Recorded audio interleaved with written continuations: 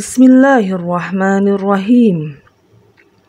Assalamualaikum warahmatullahi wabarakatuh.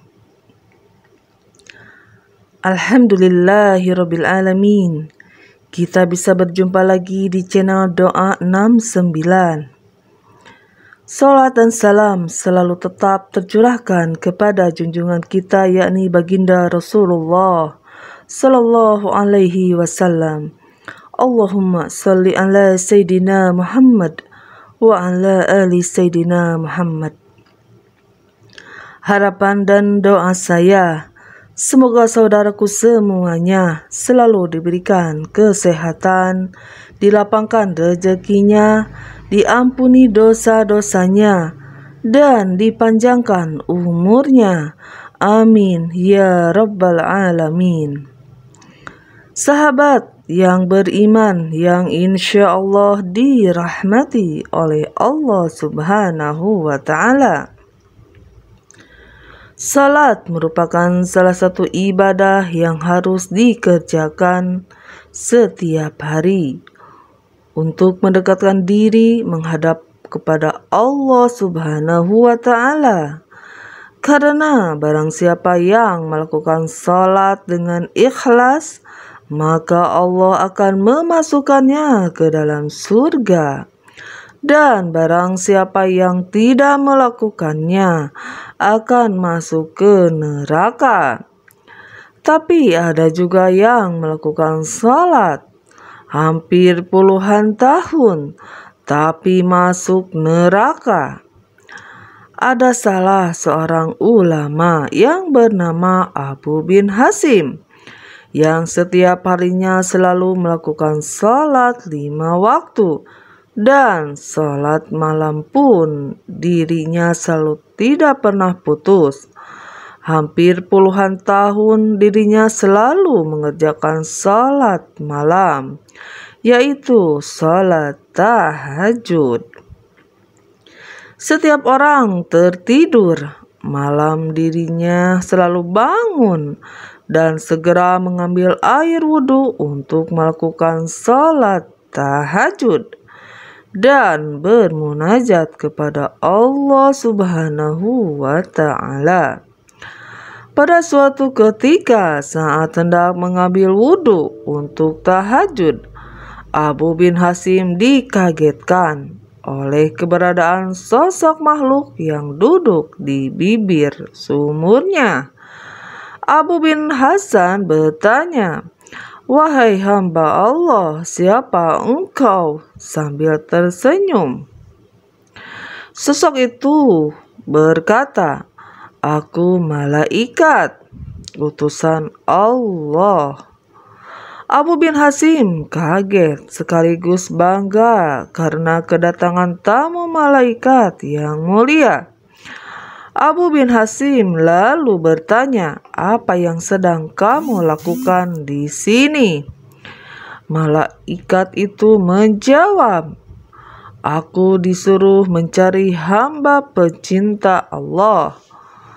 Melihat malaikat itu memegang kitab tebal, Abu bin Hasim lalu bertanya, "Wahai malaikat, buku apakah yang engkau bawa?" Malaikat menjawab, "Ini adalah kumpulan nama-nama hamba-hamba pecinta Allah." Mendengar jawaban malaikat itu, Abu bin Hasim berharap dalam hatinya namanya ada di situ. Maka ditanyalah malaikat itu, "Wahai malaikat, apakah ada namaku di situ?" Abu bin Hasim berasumsi bahwa namanya ada di buku itu, mengingat amalan ibadahnya yang tidak kenal putusnya, selalu mengerjakan salat tahajud setiap malam, berdoa dan bermunajat kepada Allah Subhanahu wa Ta'ala di sepertiga malam. "Baiklah, aku buka," kata malaikat sambil membuka kitab besarnya. Dan ternyata malaikat itu tidak menemukan nama Abu bin Hasim di dalamnya. Karena tidak percaya, Abu bin Hasim meminta malaikat mencarinya sekali lagi. "Betul, namamu tidak ada di dalam buku ini," kata malaikat. Abu bin Hasim pun gemetar dan jatuh tersungkur di depan malaikat. Dia menangis sejadi-jadinya. "Rugi sekali diriku yang selalu tegak berdiri di setiap malam dalam tahajud dan bermunajat, tetapi namaku tidak masuk dalam golongan para hamba pecinta Allah," kata Abu bin Hasim sambil menangis. Melihat itu, malaikat berkata, "Wahai Abu bin Hasim, bukan aku tidak tahu engkau bangun setiap malam ketika yang lain sedang tidur. Engkau mengambil air wudhu dan kedinginan pada saat orang lain terlelap dalam buayan malam. Tapi tanganku dilarang Allah menulis namamu. Apakah gerangan yang menjadi penyebabnya?" tanya Abu bin Hasim kepada malaikat.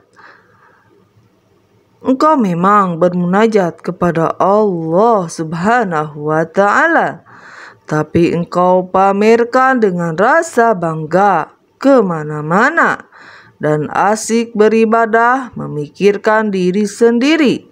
Di kanan kirimu ada orang sakit atau lapar, tidak engkau tengok dan beri makan.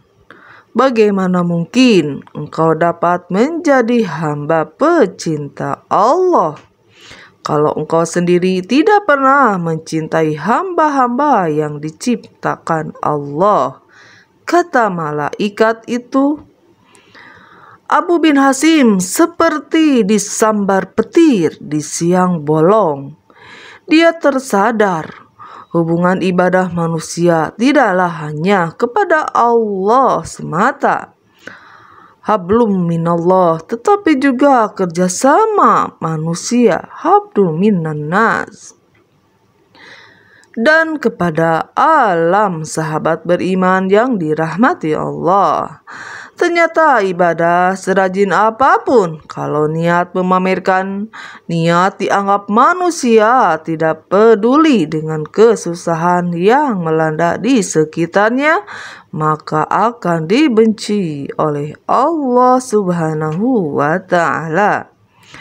Malah banyak dalam kisah dan hadis Rasulullah SAW bahwa serajin apapun ibadah, kalau Anda kekenyangan, penuh harta, tetangga Anda kelaparan dan kesusahan, maka Anda akan masuk ke neraka.